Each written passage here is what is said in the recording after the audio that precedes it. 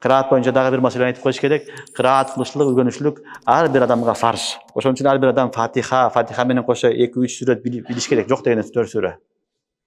Намазга окуганга жарайтыган билишлик ар бир адамга фарзы айын. Бул намаз ушундай ибадат фарзы айын. Ар бир адам өзү милдеттүү аткарганга. Бирөө окуп койсо экинчисине сакыт болуп калбайт бул. Атасы баласына окуп бере албайт, баласы атасына окуп бере албайт. Ар бир адам өзү окуй турган нерсе. Ошон үчүн шарт. Кыраат билбеген адам, уламалар айтат, субханалла, алхамдулилла деп туруп намаз окуп кое берсин дейт.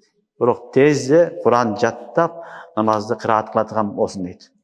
Кырааттын дагы деңгээлдери көп, тажвидтин маселелери бар, эми ал маселе аябай көп. Жок дегенде намаз дурус боло турган деңгээлде окуп үйрөнүш керек.